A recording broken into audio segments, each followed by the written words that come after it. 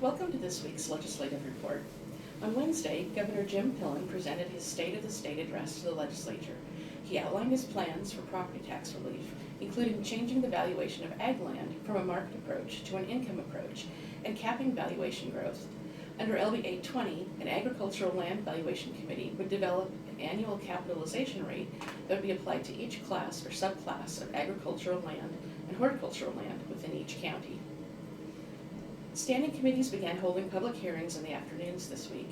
The Transportation and Telecommunications Committee took testimony on LB 124, a bill to extend funding for the County Bridge Match Program for another 5 years.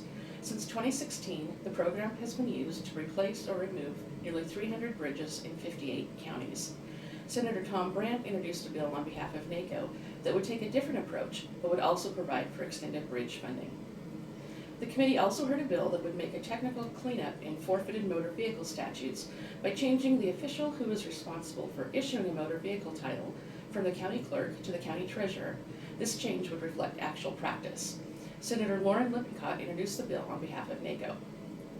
The Revenue Committee heard a bill to return the value of a property to the prior year's valuation if the Tax Equalization and Review Commission hasn't made a decision on an appeal before the first half of the property taxes due on the parcel become delinquent. They also heard a bill to allow damaged property to receive a reduction in value. The current process allows valuations to be reduced for property that's destroyed by a calamity. NACO opposed both bills. Next Friday, the Judiciary Committee will hear a bill that would transfer the duties of ex officio clerks of the district court to the clerk magistrates that are serving county courts in those counties.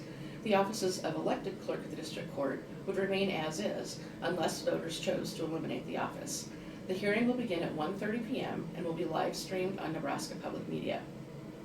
On Tuesday, the Banking, Commerce, and Insurance Committee will hear a bill introduced for NACO by Senator Rita Sanders that would harmonize bond provisions and set a deadline for public bodies to notify county assessors of the passage of a bond issue so that assessors would have time to build the tax districts before values must be certified. On Wednesday, the Revenue Committee will hear LB 147, which Senator Kathleen Kauth introduced on behalf of NACO. It would increase the dollar amount which requires county treasurers to give notice to political subdivisions that a tax refund will be paid from their funds on hand in the treasurer's office. In addition, committees will hear bills on voter ID and other election issues, prison overcrowding, and tax increment financing.